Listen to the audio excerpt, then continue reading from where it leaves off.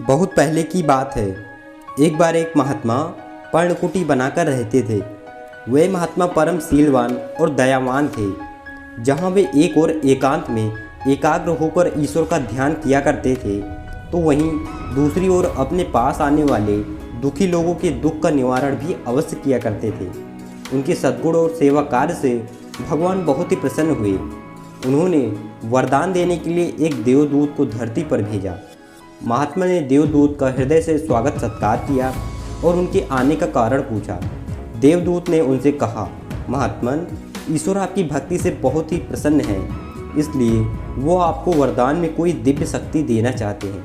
उन्होंने मुझे आपके पास यह पूछने के लिए भेजा हुआ है कि आप लोगों को रोग मुक्त करने की शक्ति प्राप्त करना चाहेंगे। महात्मा ने विनम्रता से उत्तर दिया, हे देव, भगवान मुझ पर प्रसन्न हैं, यही मेरे लिए सबसे बड़ा वरदान है। मुझे कोई शक्ति नहीं चाहिए। मैं परमेश्वर के विधान में कोई हस्तक्षेप नहीं करना चाहता।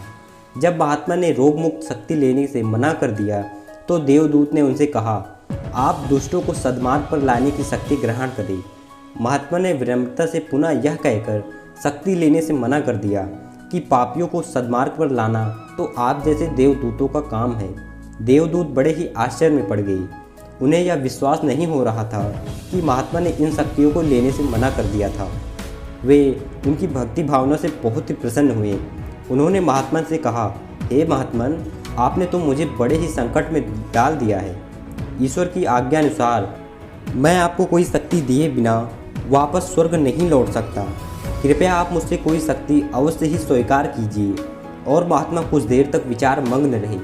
फिर उन्होंने देवदूत से कहा, ठीक है, अगर आप मुझे कोई शक्ति देना चाहते हैं तो मुझे यह वरदान दीजिए कि भगवान जो भी मुझसे शुभ कर्म करवाना चाहते हैं वो बस होते चले जाए। मैं जहाँ से भी गुजरूँ वहाँ के लोग रोग मुक्त होते चले जाएं।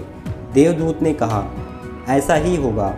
उस महात्मा की परछाई को रोग मुक्त बनाने की शक्ति से संपन्न कर दिया। फिर वे वहाँ से चले गए। इधर महात्मा जहाँ भी जाते वहाँ पर लोग स्वस्थ होते जाते। ना तो महात्मा और ना तो लोगों को यह पता चला कि यह कैसे उनके कष्ट दूर हो गए। महात्मा को इसका बोध नहीं हो पाया कि वे ईश्वर के कितने करीब थे। सेवा तभी सच्ची कहलाती है जब सेवा करने वाले के मन में जरा भी अभिमान ना रहे। एक मशहूर कहावत है कि जब दान दिया जाए तो इस तरह दिया जाए कि दूसरे हाथ को भी पता ना चले। अभिमानी व्यक्ति से सेवा संभव नहीं है। जो सेवा के बदले में नाम की चाहत रखते हैं वे कभी सेवा कर ही नहीं सकते, क्योंकि कृतज्ञता का गुण प्रत्येक मनुष्य में नहीं होता और प्रशंसा ना मिलने पर वह सेवा कार्य छोड़ बैठेगा। याद रखिए, सहानुभूति दया के बिना सेवा संभव नहीं है। महात्मा गौतम बुद्ध ने कहा था, जो मनुष्य सेवा करते हैं वे ईश्वर के सेवा करते हैं और एक पेड़ की पहचान उसके फल से ही होती है।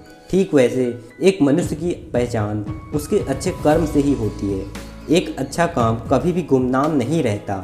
जो सम्मान का बीज बोते हैं वे परिणाम में मित्रता की फसल काटते हैं, और जो दया को रोकते हैं वे ईश्वर की कृपा कभी नहीं प्राप्त कर सकते। धन्यवाद।